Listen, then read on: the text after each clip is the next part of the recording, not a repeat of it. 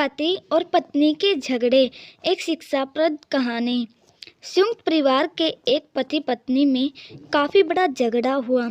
यह झगड़ा उन छोटे मोटे झगड़ों से ज़्यादा गंभीर था जो हर पति पत्नी में सामान्यत होता है, क्योंकि इस झगड़े में एक दूसरे की आलोचना करते करते बात इतनी बिगड़ गई थी कि पति पत्नी एक दूसरे से अब तलाक मांगने तक बातें करने लगे थे।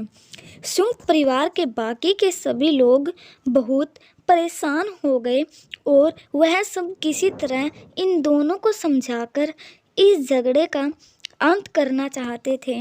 जब सभी के प्रयास काम नहीं आए तो वे लोग पति पत्नी के इस जोड़े को घर के सबसे बुजुर्ग सदस्य यानी दादाजी के पास लेकर गए।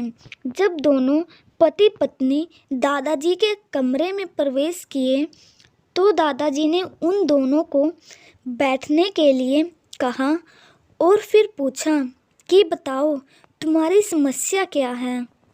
दोनों पति पत्नी एक साथ बोल पड़े और एक दूसरे पर आलोचनाओं की झड़ी लगा दी। जितनी कमियां पत्नी अपने पति में गिना रही थी, उससे ज़्यादा कमियां पति भी अपनी पत्नी में गिना रहा था और कई मिनटों तक यह सिलसिला चलता रहा।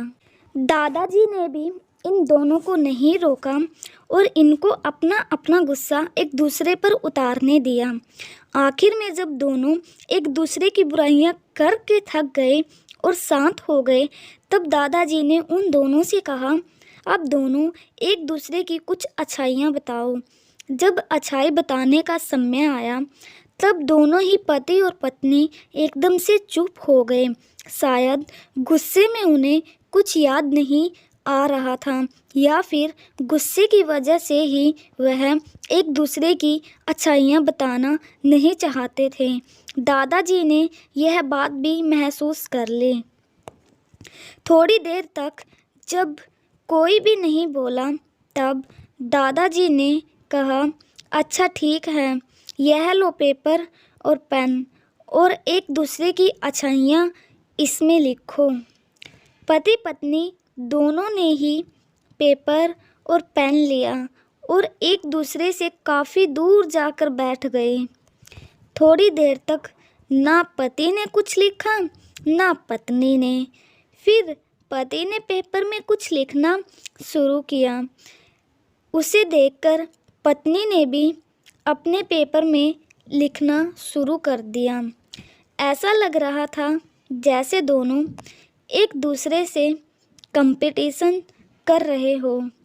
काफ़ी समय तक दोनों ने पेपर में लिखा और जब पेपर लिखावट से भर गया तब दोनों ही अपना अपना पेपर लेकर दादाजी के पास उन्हें देने के लिए गए।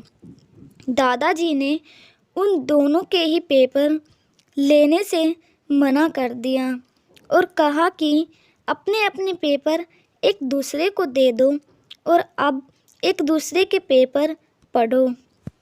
पति ने पत्नी को और पत्नी ने पति को अपना पेपर दे दिया। वे एक दूसरे के पेपर पढ़ने लगे। थोड़ी देर बाद पति और पत्नी दोनों के ही आंखों में आंसू थे। पेपर में अपने बारे में लिखी अच्छाइयाँ पढ़कर पत्नी तो फूट फूट कर रोने लगी।